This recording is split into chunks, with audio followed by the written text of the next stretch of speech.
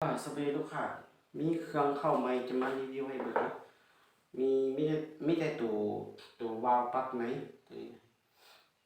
จะมีคอนโดMC วาล์วปลั๊กไหนแค่2วาล์วปลั๊กไหนแล้วก็ทัตติโก้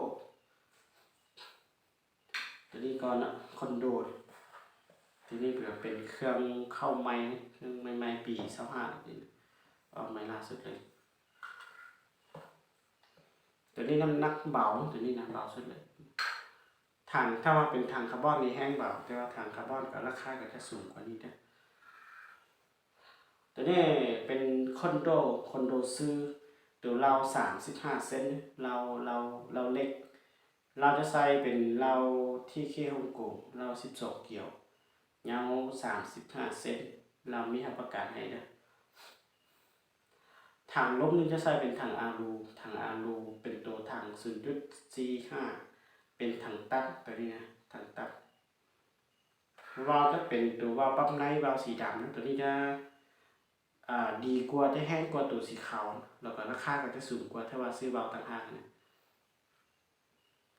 วาล์วปั๊มไนท์เป็นตัววาล์วซื้อกล้องซองจะใส่เป็นรุ่น Discovery ขนาด3 ลบ9คูณให้40กล้องเป็นตัวที่มีไฟในเลนมีสีฟ้าแล้วก็สีแดงทางนี้จะออกมาเป็นตัวยางแต่ว่าเป็นยางแข็งตัวนี้กับยางกันตัวไม้ก็มีหลักนี้นะคอนโดซื้อนี่บอลซาดนะจะอยู่ทางเทิงนี้ได้บ่ได้อยู่ซ้ายอยู่ขวาเลยบอลซาดเข้าซาดแบบนี้เดี๋ยวนี้จะบ่มีแม็กใส่ลูกเลยยิงทีละลูกแบบว่าเฮาซาดกับเฮา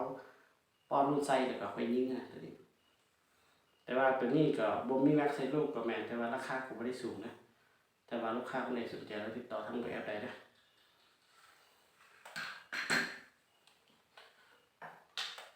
ต่อไปจะเป็นตัวMC วาล์วปลั๊กไนท์ตัวนี้นะเครื่องเข้าใหม่เครื่องงาน MC วาล์วปลั๊กไนท์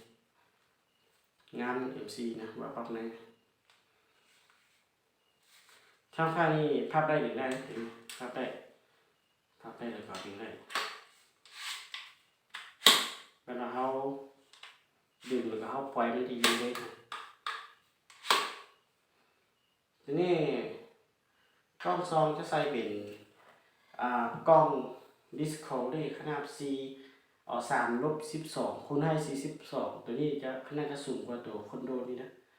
ก็กล้องซองขนาดสูงกว่ากับกล้องจะแพงกว่าก็เป็นตัวกล้องที่มีไฟในเลนส์กันมีทั้งสีฟ้าสีแดงวาล์วตัวถังจะใส่เป็นถังอารูสุดเป็นถังม้วนถังอารูถังม้วนถัง 0.42ส่วนวาล์วที่เป็นวาล์วปลั๊กไนท์วาล์วปลั๊กไนท์วาล์ว10,000วาล์วปลั๊กไนท์ตัวนี้ถ้ามาใส่วาล์วปลั๊กนอกก็ได้เวลาเขาจะเอาวาล์วปลั๊กนอกใส่ให้หน่อยพี่แต่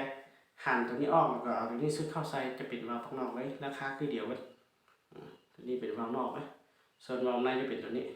ต่างกันส่วนเราจะใส่เป็นเราที่เข้กันเราที่เข้มกบเงาเราเงา50 เซนเรา12เกี่ยวนะนี่เราเงา50 เซน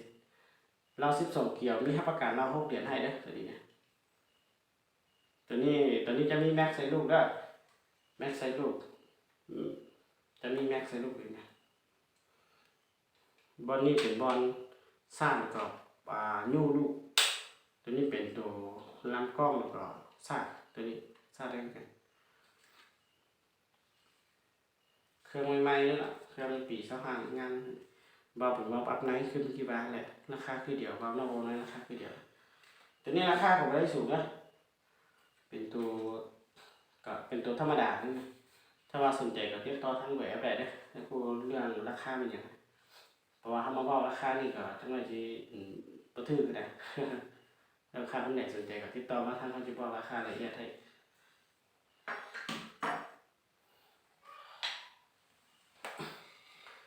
ตัวนี้จะเป็นตัวแค่2นะ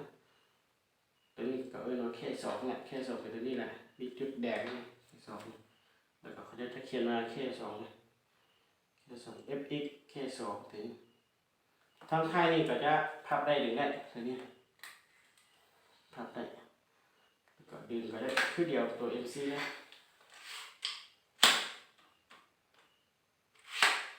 แค่2นี่ใช้คักเลยแค่2เนี่ยบอกกับไหนกล้องซองกับตัวแค่2นี่จะใส่เป็นดิสเขาเลยกันขนาด3-12คูณให้42 3-12คูณให้42กล้องซองถังลมจะใส่เป็นถังอารู 0.42 ถังอารู 0.42 ว่าเป็นว่าปรับในว่า10,000ว่า10,000จะเขียนว่า10,000ตัวนี้ใส่ว่าปักนอกคือมีกี่ว่าก็ได้ครับเอาตัวนี้มาไม่แต่เอาตัวนี้หั่นออกแล้วก็สุดตัวนี้เข้าใส่แล้วก็หั่นแล้วจับก็ได้ละนี่ก็คือตัวนี้วางนอกราคาเดียวเด้อถ้าว่าใส่วางนอกวางในก็ราคาเดียวแต่บางคนเขาจะมักวางปักในบางคนเขาจะมักวางปักนอกนะเพราะว่าคนนี้นิสัยเขาจะใส่บ่คือกัน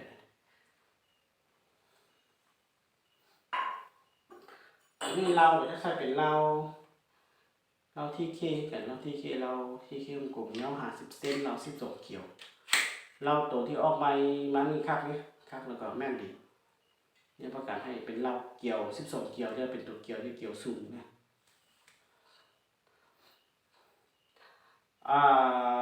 ตัวนี้ก็จะไม่แม็กใส่ลูกแล้วตัวนี้นะมีแม็กใส่ลูกคือเดียวกับตัว MC นะคือเดียวบอลนี่ก็เป็นบอลซาบแล้วก็บอลลูกใส่นะยูลูกก็ใส่เราแล้วก็ตัวนี้เป็นตัวซาบก็ได้ลามกล้องก็ได้ตัวนี้ก็ใส่ปกติเขาจะใส่ลามกล้องนะตัวนี้ราคาก็จะสูงกว่าตัวเป็นตัวราคากลางๆนะจะสูงกว่าตัว MC น้อยนึงนะตัว MC เป็นตัวนี้ไม่ได้สูงหลายเพราะในบางงานตัวนี้นะคนที่เขาจะมักใส่ตัวแค่2นี่คนมักใส่หลายเลยตัวนี้คนถามตลอดตัวนี้นะตัวแค่2นี่เป็นงานของสายนอนนะมือเดี๋ยวนี้เป็นงานสายนอนแล้วก็เบิ้งสุดยิงก็ฮู้ละสุดยิงเป็นตัวออกไม้ล่าสุดเท่าซีก็สุดยิงเป็นสุดยิงที่มันเบิ้งมันเครืองามมันไหนงามเลยครับเวลาใส่ก็โอเค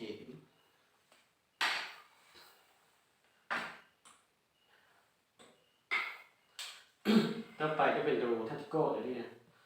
ตัวนี้คนมักเลยตัวนี้นะโอเคสุดเลยตัวนี้เป็นปืนเป็นรุ่นทัตโก้เขาจะเขียนทัตโก้ปี24กล้องซองจะใส่เป็นกล้องดิสโคลี่ขนาด3-12คูณให้42เป็นตัวที่มีไฟเลนมีสีฟ้าสีแดงพร้อมเราเป็นเราคือเดียวตัวนี้เก็บเสียงได้ตามเราเป็นเราที่เขี้ยวโกงเรายาว50 เซนเรา12 เกี่ยวเรามีประกันเราให้6 เดือนให้นะตัวนี้เป็นตัวปักในตัวนี้จะมีว่าปักนอกอะไรนะเพราะว่าเขาจะเห็นมาแต่สุดยิงมาในห้องงานมาเขาจะได้เป็นว่าปักในตัวนี้ทั้งค่ายนี่เดี๋ยวจะพับไปอยู่ได้ตัวนี้ว่าเรื่องทั้งค่ายนี่แน่นนี่ตัวนี้แน่นกว่าตัว MC แค่2แล้วตัวนี้นะทั้งค่ายนี่แน่นกว่าแล้วก็น้ำหนักของปืนย่ำเบากว่าตัวนี้นะเบากว่าตัว MC แค่2เวลายิงก็ประหยัดลมกว่าตัวนี้นะแต่ว่าเรื่องความแห้งนี่ตัวแค่2นะแต่ว่าก็บ่ว่าบ่แห้งคือกันแต่ว่ามันจะประหยัดลมนะตัวนี้นะคนที่เขาเจ้ามักปืนเบาแล้วก็ประหยัดลมจะเป็นตัวนี้แต่ว่าตัวนี้ราคาจะสูงกว่าเด้ถังก็ใส่เป็นถังอารูถ้าว่าใส่ถังคาร์บอนในกล้อง DSLR ก็ได้ตัวนี้นะแต่ว่ากระบอกนี้จะมารีวิวเป็นถังอารูแล้วก็กล้องดิสโคลี่ทำงานอยู่ครับมันใหม่ออกใหม่ล่าสุดเก็บเสียงจะใส่เป็นตัวนี้ก็ได้หรือว่าจะเปลี่ยนตัวเก็บเสียงนี่ก็ได้สไนเปอร์นี่ก็ได้เป็นสีเหลืองนี่ก็ได้ถ้าอยู่กับภาพได้หรือได้ทำงานตัวนี้ก็จะมีแม็กใส่ลูกด้วยตัวนี้นะแม็กใส่ลูกคือเดียวกับตัว NC แค่2ตัวนี้ก็เป็นตัวซ่าแล้วก็น้ำกล้องตัวนี้เป็นตัวซ่าแล้วก็ยูลูกปืนไปให้เราคราวนี้ก็บอกมีรับประกันให้เด้อถ้าว่าลูกค้าคนไหนสนใจก็บอกอะไรอยากสอบถามรายละเอียดเป็นอย่างต่อติดต่อทางเว็บไปเด้อไม่ว่าจะเป็นตัวคอนโด MCK2 ทัติโก้พวกท็อปแอร์แล้วก็ M3 ตัวนี้ก็มีพร้อมส่งแล้วลูกค้าขึ้นพาอยากได้สนใจก็ติดต่อมาทางเว็บได้